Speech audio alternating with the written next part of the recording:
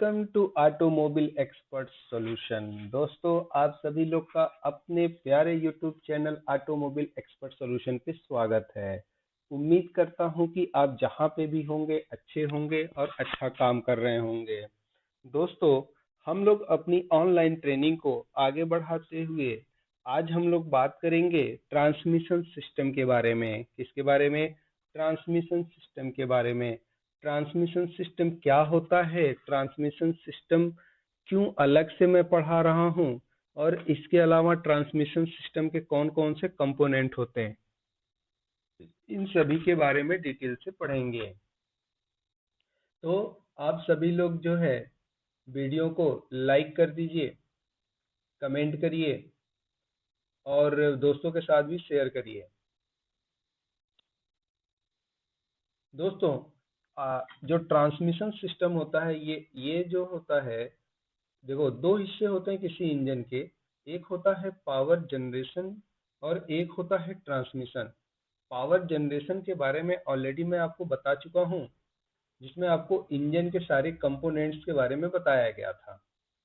अब हम लोग बात कर रहे हैं किसके बारे में? बाइक का transmission system. Transmission system engine की शक्ति को क्लच, देखो ये जो फोटो आपका बना है, इस फोटो में देखोगे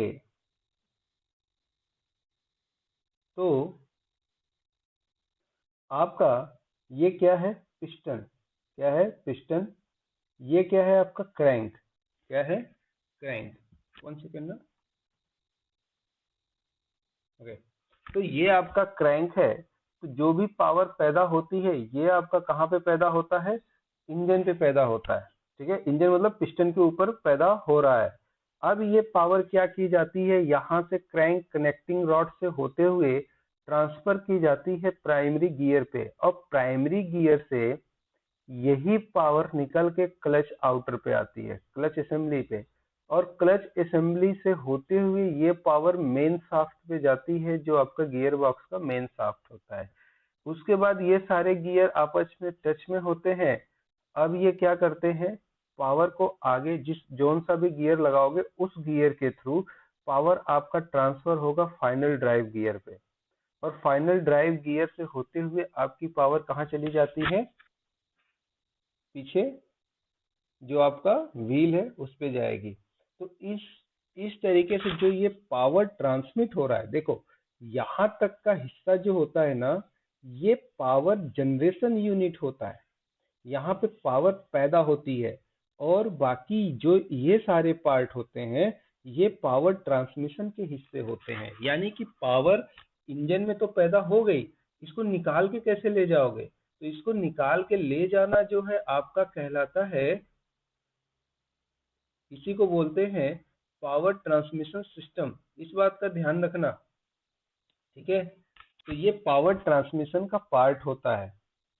पावर ट्रांसमिशन में ये सारे पार्ट आते हैं, जैसे क्लच हो गया, गियर बॉक्स हो गया, ड्राइव चैन हो गई, ठीक है, और स्प्रॉकेट हो गए, फाइनल ड्राइव हो गया। फाइनल ड्राइव का मतलब पिछले वाला स्प्रॉकेट, जो भी पीछे का आइटम लगा है वो सारा, पिछला स्प्रॉकेट, चैन, इन सब की बात कर रहा है क्या आपका फाइनल ड्राइव। देखो, चैन एंड स्प्रॉकेट मिलाकर फाइनल ड्राइव बनाते हैं, ध्यान रखना। तो क्लच, सबसे पहला कंपोनेंट आता है क्लच, ठीक है। तो आज के वीडियो में हम लोग केवल क्लच के बारे में बात करेंगे कि क्लच कैसे काम करता है, इसके पीछे क्या क्या, किस तरीके से कौन कौन से पार्ट लगे होते हैं, किस मैकेनिज्म के थ्रू क्लच जो है पावर को आगे ट्रांसमिट करता है, ठीक है। कल पढ़ेंगे गियर बॉक्स और फाइनल ड्राइव, ये इजी है, ठीक है। क्लच थोड़ा सा क्या होता है, लेंदी होता है। चलो, अब हम लोग बात कर लेते हैं क्लच होता क्या है, ठीक है। क्या है क्लच, होता क्या है? देखो बहुत सिंपल सा है कि क्लच होता क्या है, इसके बारे में समझो। क्लच एक डिवाइस है, मैकेनिकल डिवाइस है। कैसा डिवाइस है? डिवाइस, मैकेनिकल डिवाइस, जो इंजन की शक्ति को गियर बॉक्स, जाहिर सी बात है जो क्लच होता है प्राइमरी गियर और गियर बॉक्स के बीच में बना होता है, गियर बॉक्स और पहियों से जोड़ता है और अलग करता है, मतलब इंगेज और डिसएंगेज का काम करता है ये। ठीक है, तो क्लच का काम होता है कि इंजन की शक्ति को गियर बॉक्स से जोड़ना और तोड़ना, ये इसका काम है। ठीक है, और यह मुख्य रूप से मैनुअल ट्रांसमिशन वाली गाड़ियों में होता है। जाहिर सी बात है, जो गाड़ी शुरू करते समय, गियर बदलते समय और रुकते समय इंजन और पहियों के बीच में संबंध को नियंत्रित करता है। ये हिंदी में लिखा है तो मैं इसको एक्सप्लेन कर देता हूँ। ये कहना चाह रहे हैं, अगर आप गाड़ी को स्टार्ट कर रहे हो या गियर बदल रहे हो या रुक रहे हो, उस समय इंजन और पहियों के बीच के संबंध को क्या करता है, ये जोड़ता और तोड़ता है। जैसे ये देखो, आपका प्राइमरी गियर है, क्या हो गया, प्राइमरी गियर, और ये क्या है, गियर बॉक्स। इसके इनको और इनको भाई पावर यहाँ तक तो आनी है, इसके बीच में लगा होता है क्लच। तो ये क्या करता है कि इस पावर को इंगेज और डिसएंगेज करके तोड़ता और जोड़ता है, जिससे हमें क्या फायदा होता है कि जो हमारा क्या है कि आप गाड़ी कहीं पे चला के रुक रहे हो, गाड़ी चल रही है, गियर में भी है, रुक रही है, और आप गियर चेंज कर रहे हो, बिना क्लच लिए गियर चेंज तो होगा नहीं, तो उस समय ये क्या करता है, हमें हेल्प करता है। ये क्यों आ रहा है? अब हम लोग ये देखो, क्लच सिस्टम की बात कर रहा है कि क्लच सिस्टम, हाँ एक चीज ध्यान रखना कि ट्रांसमिशन सिस्टम के अंदर एक क्लच सिस्टम भी होता है। ये पूरा एक अलग चीज है। इसमें क्लच लीवर, ठीक है, क्लच केबल, और क्लच केबल के साथ साथ ये आपका क्लच असेंबली है, जिसमें ये आपकी क्लच लगी है, ये स्प्रिंगे लगी है, ठीक है, और ये आपका बेरिंग, रिलीज बेरिंग जिसको बोलते हैं, वो लगा है, प्रेशर प्लेट लगा है, ये सारी चीजें होती हैं। ठीक है, पूरी असेंबली है ना, तो इस चीज का ध्यान रखना। अब क्लच कितने टाइप के आते हैं, ठीक है, देखो बाइक में जो क्लच होता है मुख्य रूप से वेट क्लच आता है। वेट एक मल्टीप्लेट क्लच यूज किया जाता है बाइक में, मतलब उसमें कई सारे क्लच प्लेटें होती हैं। जैसे हम सभी लोग बाइक वाले हैं तो हमें मालूम है कि कई सारी प्लेटें हैं, तो इसको मल्टीमीटर लिख दिया, मल्टीप्लेट क्लच लिखा जाता है। ठीक है, तो इसमें कई सारे प्लेट्स होते हैं। अगर कार वगैरह में जाओगे तो उसमें सिंगल प्लेट होता है। ठीक है, सिंगल प्लेट और ड्राई क्लच होता है। यहाँ पे क्या वेट है, ऑयल में डूब के चलता है क्लच। बट ऐसे भी क्लच आते हैं जो सूखे चलते हैं, जैसे स्कूटर का सेंट्रीफ्यूगल क्लच पीछे साइड लगा होता है। ठीक है, इस टाइप से भी क्लचें आती हैं। इसके अलावा ड्राई क्लच हो गया, slipper clutch, assist and slipper clutch बोला जाता है। जैसे बड़ी गाड़ियों में डोमिनार, ठीक है, डोमिनार गाड़ी में आता है। इसके अलावा केटीएम वगैरह में तो स्लीपर एंड असिस्ट क्लच ही आता है। ठीक है, तो ध्यान रखना ये भी आता है, इसीलिए मैंने इसको रेड कर रखा है। जो लोग स्लीपर क्लच नहीं जानते मुझे बताइएगा कि मैं स्लीपर क्लच नहीं जानता, तो मैं इसका डिटेल्स आपको इन फ्यूचर दूंगा, स्लीपर क्लच क्या है, कैसे है। ठीक है, अब बात करते हैं सेंट्रीफ्यूगल क्लच। सेंट्रीफ्यूगल क्लच वही जो स्कूटर का बताया था ना, वही क्लच आपका सेंट्रीफ्यूगल क्लच होता है। लेकिन जब बाइक वगैरह में सेंट्रीफ्यूगल क्लच यूज करते हैं तो उसकी डिजाइन थोड़ी सी डिफरेंट होती है। ठीक है, तो ये क्लच इंजन की पावर को गियर बॉक्स तक पहुंचाने और उसे रोकने यानी डिस्कनेक्ट करने का काम करते हैं। मैं अगर अपनी परिभाषा बताऊं तो मैं तो ऐसे बताता हूं कि जो क्लच होता है एक स्विच की तरह काम करता है। किसकी तरह, स्विच की तरह। जैसे आपके घर में लाइट है, लाइट जलानी है तो आप स्विच ऑन ऑफ करते हो, तो स्विच की वजह से आपका जो पावर होता है वो पावर आगे जाता है, फिर कट हो जाता है, जाता है, कट हो जाता है। सेम लाइक आपका ये भी है। अब क्लच का महत्व क्या है, सबसे पहले आता है स्मूथ गियर चेंज। जो वही सारी बातें थी ना, उसी को यहाँ पे मैं लिख रहा हूँ, स्मूथ गियर चेंज। अगर आपको गियर बदलना है तो आपको क्या करना पड़ेगा, क्लच दबाना पड़ेगा। इसके अलावा प्रिवेंटिव इंजन स्टॉल, इंजन को बंद होने से भी बचाता है। जैसे आप कहीं गाड़ी खड़ी कर रहे हो तो इंजन को बंद नहीं होने देता, स्मूथ स्टार्ट, गाड़ी को स्मूथ स्टार्ट भी करता है। ध्यान रखना, अगर क्लच पूरा निकाल दोगे तो थोड़ा सा ऐसा लगता है कि गाड़ी हार्ड स्टार्ट हो रही है या वाइब्रेट करके चल रही है, बट गाड़ी स्टार्ट हो जाएगी। थोड़ा स्मूथनेस भी ये पैदा करता है। कंट्रोल पावर ट्रांसमिशन, ठीक है, पावर ट्रांसमिशन को कंट्रोल करता है। ध्यान रखना, मैं एक वर्ड यूज कर रहा हूं, ट्रांसमिशन। ट्रांसमिशन का मतलब होता है कोई चीज को एक जगह से दूसरे जगह पे भेजना, खासकर पावर के केस में किया जाता है। जैसे बिजली है, खंबे से आती है ना, खंबे से हमारे घर में आती, कैसे आती है? ट्रांसमिशन लाइन के थ्रू, उसी को तार बोलते हैं। क्या बोलते हैं? तार, उसी को बोला जाता है, ट्रांसमिशन लाइन को ही। बात समझ में आ रही है? ओके, तो ये इसके महत्व है। अब हम लोग बात करेंगे क्लच असेंबली में कौन को, इसके मुख्य घटक क्या है, इसके पार्ट्स क्या है, ठीक है, इसके पार्ट्स क्या क्या होते हैं। तो देखो, पार्ट्स के बारे में मैं बता दूं, अलग अलग वर्कशॉप में क्लच असेंबली के अलग अलग नाम होते हैं। कोई इसको जो है अलग नाम से बुलाएगा किसी शहर में, और किसी शहर में इसको अलग नाम दे दिया जाता है। तो सब उल्टा सीधा चल रहा है। मैंने इंडिया के बहुत सारे कोनों में ट्रेनिंग किया है, तो बहुत एरिया में नाम चेंज होता है, ठीक है, इवन दो कंपनियां भी नाम बदल देती हैं। मैं आपको केवल यहाँ पे सही वाला नाम लिखूंगा, बाकी मैं आपसे अनुरोध करूंगा कि आप जहाँ पे भी काम करते हैं, जो आप बुलाते हैं वही बुलाएं, ठीक है। इसलिए क्योंकि अगर आपने नाम बदल दिया तो आपको पार्ट मिलना बंद हो जाएगा, क्योंकि उस एरिया में दुकानदार भी तो उसको उसी नाम से बुलाता होगा। इस पार्ट का क्या नाम है बताइए? इस पार्ट का क्या नाम है? इसको बोलते हैं क्लच आउटर, ठीक है, या क्लच कटोरा कुछ लोग बोलते हैं, या क्लच बास्केट बोलते हैं। अब मैं तो यूट्यूब पे पढ़ा रहा हूँ तो मैं क्लच कटोरा नहीं लिख सकता, बट अगर आप बोलते हो तो आप जो है बोलते रहना। ये क्या करता है, इस पे गियर्स बने होते हैं, और ये प्राइमरी गियर के साथ अटैच होता है, इसके साथ प्राइमरी गियर के साथ चलता है, ठीक है, और इसी में सारे पार्ट्स होल्ड किए जाते हैं। इसको क्या बोलते हैं? इनर हब, हिंदी में इसी को बोलते हैं आंतरिक हब, ठीक है, या सेंटर इसी को बोलते हैं, सेंटर हब या इनर हब, जो भी आप बुलाते हैं वो बिल्कुल सही है, ठीक है।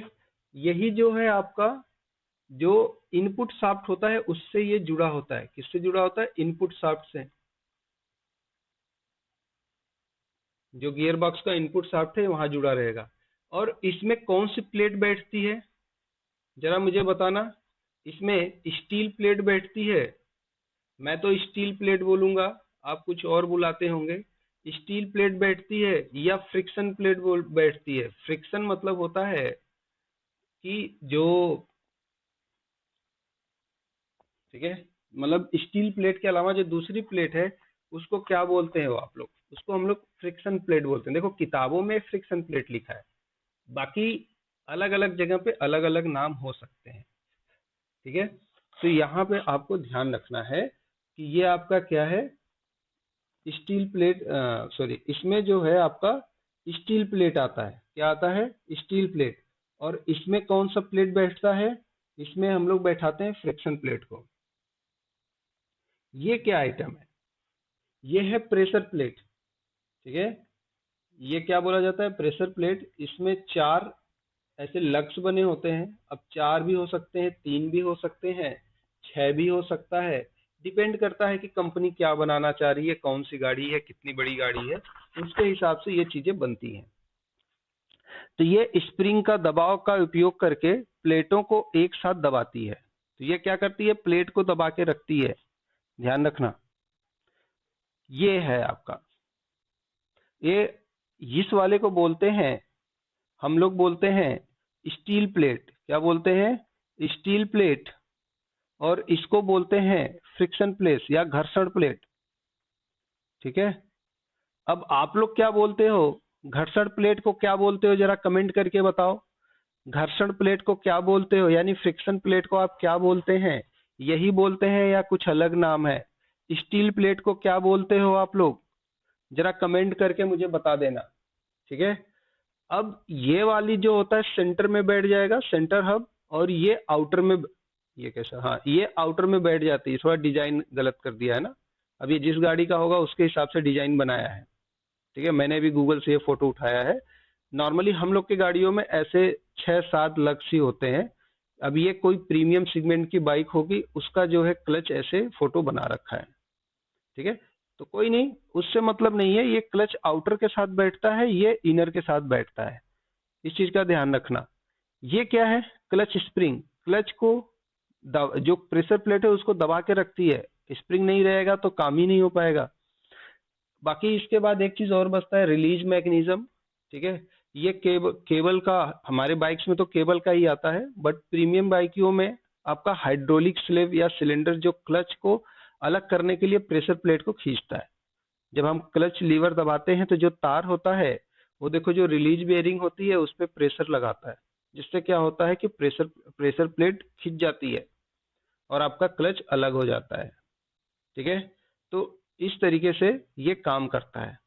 इसके अलावा जो अगला पार्ट आता है सबसे इंपॉर्टेंट, क्लच लीवर। तो क्लच लीवर, ये आपकी क्लच लीवर है, कौन सी बाइक का है आप समझ जाओगे। ये है क्लच केबल।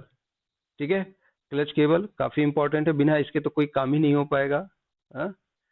तो इतनी चीजें होती हैं मोटा मोटी। एक और पार्ट छूटा है इसमें, जो आपका अंदर जो क्या बोलते हैं इसको, जो ये कैम लगा होता है नीचे साइड। ठीक है, यहाँ पे कट सा बना होता है, जो नीचे पुश लगा होता है, रिलीज बेरिंग होती है, क्लच बेरिंग, इसको जो दबाने का काम करता है। इस रॉड को क्या बोला जाता है, जिसमें ये क्लच केबल आके बैठती है, फिर उस पे लीवर पे चली जाती है। ठीक है, इस रॉड को क्या बोलते हो आप लोग? इसको भी खोल के बनाने आना चाहिए, बहुत लड़के इसमें परेशान होते हैं। ठीक है, तो यहाँ पे स्प्रिंग लोडेड होता है। इसको, इस रॉड का क्या नाम है, जरा मुझे कंफर्म करना। ठीक है, ये आपका काम है बताना इस रॉड का क्या नाम है। ओके, अब हम लोग बात करते हैं वर्किंग की, कार्य प्रणाली, कैसे ये काम करता है। तो ध्यान रखना, अगर आप जब क्लच को प्रेस करते हो तो पावर डिस्कनेक्ट हो जाती है, यानी पावर टूट जाती है, इंजन का पावर आगे की तरफ नहीं जाएगा। जब आप क्लच को रिलीज करते हो, यानी क्लच छोड़ देते हो, तो पावर का फ्लो बन जाता है। दबाने पर पावर कट जाता है, छोड़ने पर पावर आगे जाएगी, यानी पूरा इंजन काम करेगा, पहिया घूमना शुरू करेगा। अब हम लोग बात कर लेते हैं, एक छोटा सा वीडियो है, ये YouTube से ही मैंने लिया है और YouTube का सबसे मस्त वीडियो है। अगर मैंने जितने भी वीडियोस देखे हैं, ये YouTube का one of the best video है क्लच के बारे में।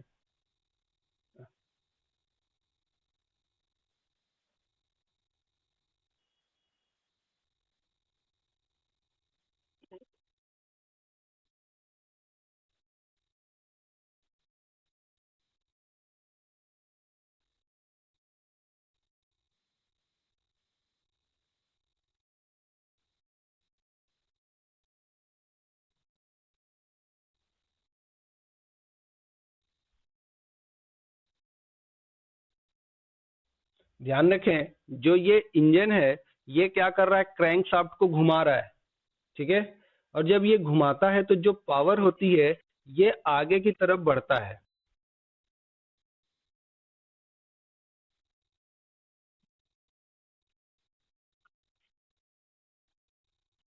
ठीक है, तो ये जो पावर है, जितनी बातें मैंने बताई उसी को इस वीडियो में बताया जा रहा है। ये पावर जो होता है ये आगे प्राइमरी गियर से जो है कहाँ पे पहुंचता है, क्लच आउटर पे, और क्लच आउटर से पावर जो होता है इसमें जाता है। अब देखो, जो आपकी क्लच असेंबली है इसमें कई सारे इस तरीके के पार्ट होते हैं, जिसमें इसको बोला जाता है प्रेशर प्लेट, और ये स्प्रिंग बोल्ट, और इसको बोला जाता है क्लच पैक।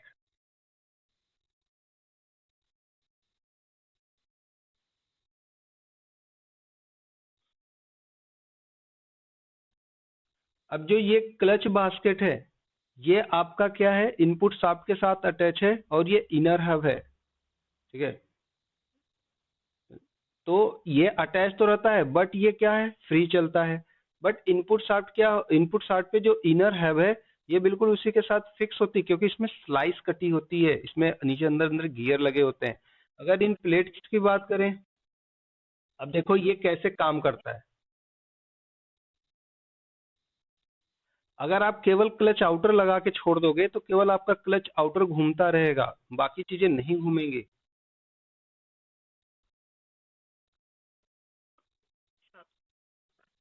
अब ये जो इनर हब है आपका किसके साथ जुड़ा हुआ है, इनपुट शाफ्ट के साथ।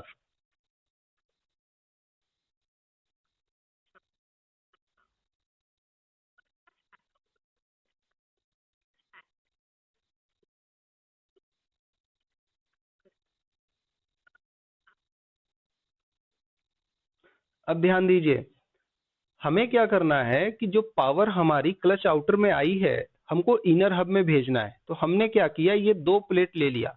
अब ये दो प्लेट में हमारा जो ये वाला प्लेट है, फ्रिक्शन प्लेट, ये क्या करेगा, ऊपर वाले के साथ क्या जाके फिक्स हो जाएगा।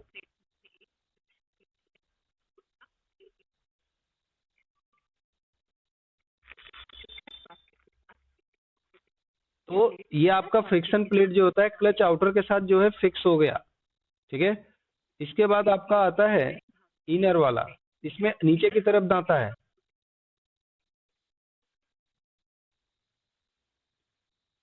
तो अगर इसमें दाता है तो ये इनर हब के साथ क्या हो जाएगा, फिक्स हो जाएगा।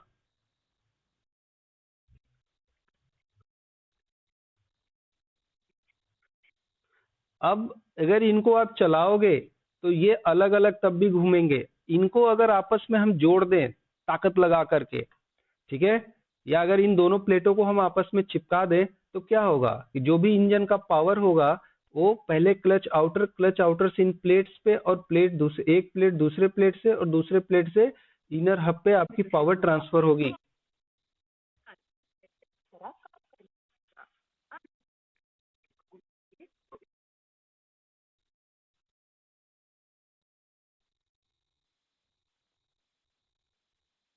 ठीक है, तो इस तरीके से आपका जो है पावर ट्रांसफर होती है। पहले ये वाली जो हमारी फ्रिक्शन प्लेट है, वो आपकी क्या करती है कि जो हमारा इंजन का पावर आ रहा है क्लच आउटर पर, आउटर के साथ वो लॉक होता है, और इनर हब के साथ जो अंदर का सेंटर है उसके साथ स्टील प्लेट लॉक होती है। अब जब इन दोनों को हम आपस में चिपका देते हैं, अब इंजन, ये दोनों आपस में कनेक्ट हो चुके हैं।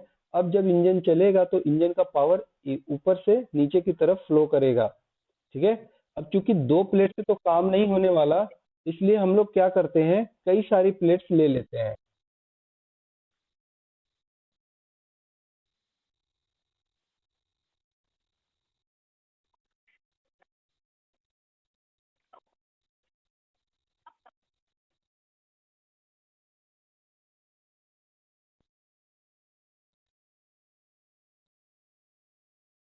ये प्रेशर प्लेट असेंबली कर दिया।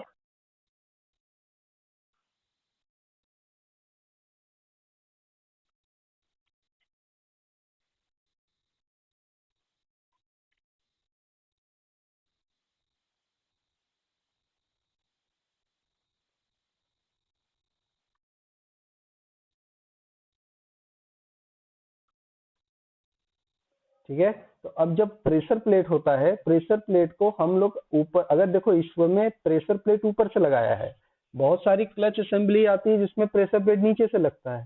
तो नीचे से लगेगा तो प्रेशर प्लेट को नीचे दबाना पड़ेगा। ठीक है, इसमें क्या है, हम इसको दूर भगा रहे हैं, तो असेंबली वही होती है, डायरेक्शन चेंज हो जाता है केवल। यहाँ पे देखो क्लच लीवर का यूज कर रहे हैं।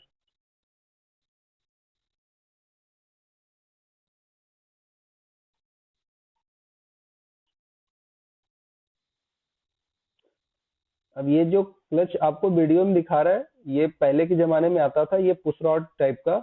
तो ये पुश रॉड कर रहा है, एक पुल टाइप का गियर आता है, ऐसे आएगा उस तरफ से जो लगता है ना, उसको पुल टाइप का बोलते हैं।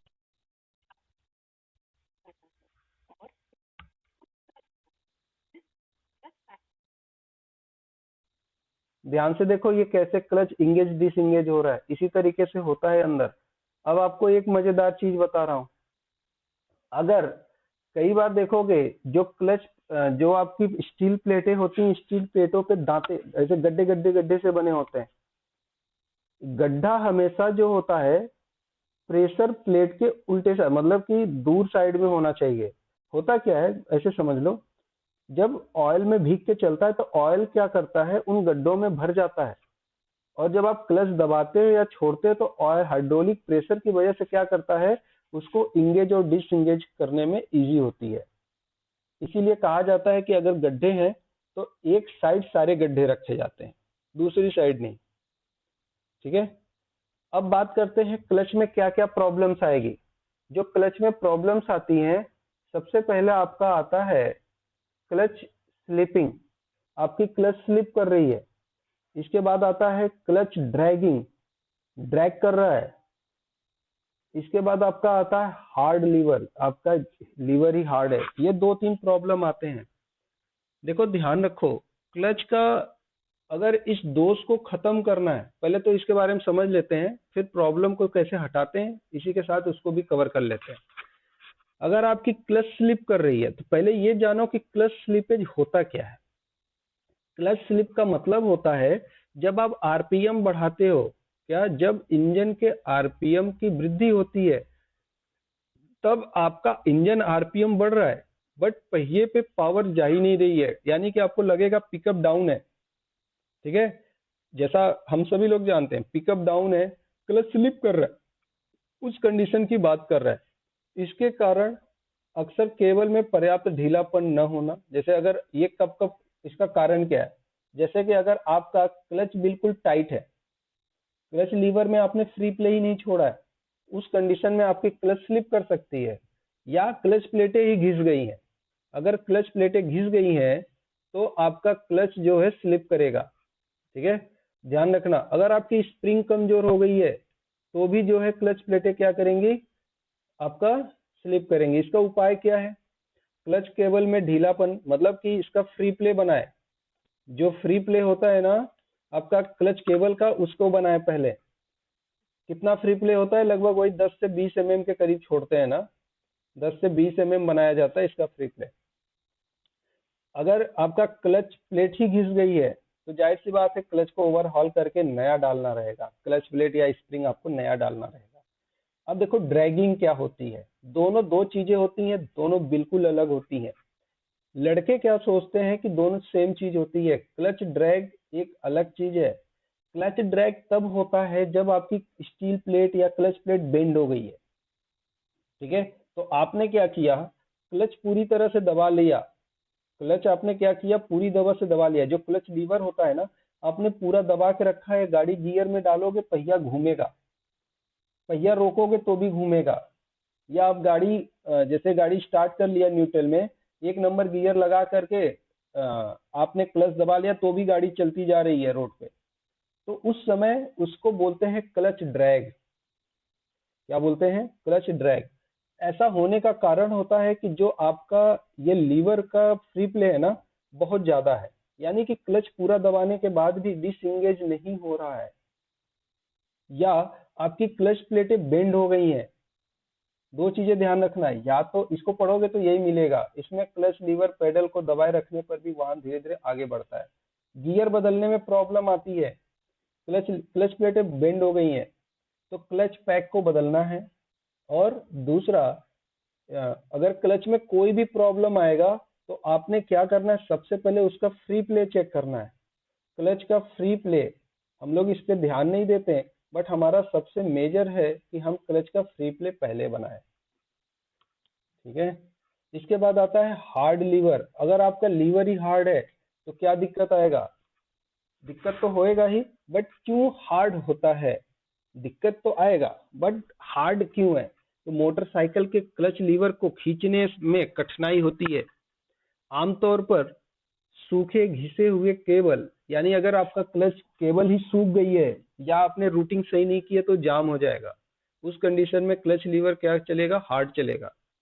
ठीक है, लीवर के पिवट पॉइंट सूख गए हैं, जहाँ पे लीवर है वहाँ पे ग्रीसिंग की जाती है, केबल चेंज कर देना है, और जो नीचे पिवट है वहाँ पे भी चेक करते हैं प्रॉब्लम तो नहीं है। ये सारी चीजें आपको चेक करनी होती है। इसी ठीक करने के लिए क्या करना है, केबल को लुब्रिकेट, अगर जाम हो रखी है तो चेंज कर दें, लीवर को 10 से 20 का फ्री प्ले हो, और लीवर पिवट बोल्ट पर ग्रीस लगाए। ये सारे काम करने होते हैं। ठीक है, और क्लच में क्या क्या सिम्टम दिखता है, जैसे अगर क्लच में प्रॉब्लम है तो आपको लो पिकअप दिखेगा। अब देखो मैं सिम्टम की बात कर रहा हूँ, अभी मैंने आपको बताया कैसे चेक करते हैं प्रॉब्लम्स, क्लच स्लिपिंग, ड्रैगिंग, ये आता है कैसे चेक करते हैं, हो गया। सिम्टम क्या देखेगा, गाड़ी चलाओगे तो गाड़ी का पिकअप लो रहेगा, high RPM but low speed, गाड़ी आपने एक्सीलेटर ज्यादा लिया है लेकिन गाड़ी चली नहीं रही है। ठीक है, गियर शिफ्टिंग में प्रॉब्लम हो रहा है, गियर शिफ्टिंग हार्ड हो रही है। ठीक है, बर्निंग स्मेल, ऐसा लग रहा है कि क्लच प्लेटें जल रही है, चमड़े जलने की महक आती, क्लच प्लेट जलता है तो एक अलग ही स्मेल आती है। ठीक है, तो ये सारे इश्यूज आपको दिखेंगे। ठीक है, अब बात कर लेते हैं मेंटेनेंस की। क्लच का मेंटेनेंस अगर करना है तो सबसे पहले आपको क्या करना है, चेक केबल, केबल को जरूर चेक करना चाहिए। क्लच के केस में सबसे पहले केबल आता है, और फिर उसका फ्री प्ले आप बनाएं। क्या बनाएं, फ्री प्ले। फ्री प्ले के बाद चेंज ऑयल। कई बार क्या होता है, ऑयल पुराना है, खराब है, तो भी ये चीजें हो सकती हैं। इसके अलावा ऑयल ग्रेड, अगर ऑयल का ग्रेड खराब है तो आपकी क्लच प्लेटें बार बार जलेंगी, क्लच स्लिप करेगा। आप बोलोगे सर ऐसे कैसे, हाँ, क्योंकि ऑयल देखो अलग अलग ग्रेड का आता है। जो ऑयल, जैसे एक एमए ग्रेड होता है, एमबी ग्रेड होता है, एमसी ग्रेड होता है, ऐसे बहुत सारे ग्रेड आते हैं ऑयल के।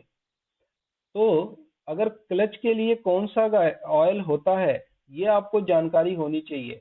तो मैं आपको बता दूं, इसमें भी देखो 1 2 आता है, MA2 आता है, MA3 आता है, ऐसे बहुत से ऑयल के ग्रेड होते हैं। तो जो आपका MA2 ग्रेड का ऑयल वेट क्लच के लिए बनाया जाता है, जो ऑयल भीग के चलता है आपका क्लच प्लेट, वो MA2 ग्रेड का ऑयल ही होता है। ठीक है, या MA3, अब देखना पड़ेगा MA3 में केमिकल होता है क्या कि जो फ्रिक्शन को वो कर सके। तो ऑयल का ग्रेड भी काफी मायने रखता है। इसके अलावा आपको कस्टमर को सजेस्ट करना है कि हाफ क्लच पे गाड़ी न चलाए। तो ये चीजें होती हैं आपकी मेंटेनेंस में। और इसमें अगर सेफ्टी की बात करें तो अननेसेसरी क्लच के यूज से बचना चाहिए। ठीक है, don't ride with clutch press. बहुत सारे टेक्नीशियन कस्टमर होते हैं जो हाफ क्लच पे गाड़ी चलाते हैं। ठीक है, क्लच लीवर दबा के चलाते हैं, तो उनको भी, अगर आपको लग रहा है कि हाँ ये गाड़ी हाफ क्लच पे चल रही है, तो आप कस्टमर को बताएं कि भाई हाफ क्लच में मत चलाओ। Regular inspection, time to time क्या करना है, उसको इंस्पेक्ट करते रहना है। ये सारी चीजें जो है आपको करनी है। ठीक है, सेफ्टी के टिप्स में। ठीक है, मेंटेनेंस ध्यान रखना। मेंटेनेंस, हम लोग के यहाँ जो जितने भी मैकेनिक भाई हैं, उनके अर्निंग का सबसे मुख्य स्रोत होता है मेंटेनेंस, यानी सर्विस। तो सर्विस के पॉइंट आपको तो अलग से कॉपी पे लिख ही लेना चाहिए। जब भी गाड़ी आए तो आपको ये सारे मेंटेनेंस के काम करने हैं। ओके, ऑनलाइन ट्रेनिंग के लिए आपको चैनल को सब्सक्राइब कर लीजिए। ओके, और किसी का कोई सवाल है तो आप पूछ सकते हैं। ऑलरेडी मैंने क्लच को एक्सप्लेन कर दिया है डिटेल्स में। आपको अगर लगता है कि कहीं छूट रहा है तो मुझे कमेंट करिएगा, और वीडियो को एक बार दो बार जरूर देखना। अगर कोई डाउट होगा तो बहुत सारा क्लियर हो जाएगा। जैसे क्लच स्लीपर, स्लिपेज और ड्रैग और हार्ड लीवर, यही 3 समस्या होती है। इन 3 समस्या को कैसे बनाना है, काम क्या करना है, ये आपको वीडियो देख के ही पता चलेगा।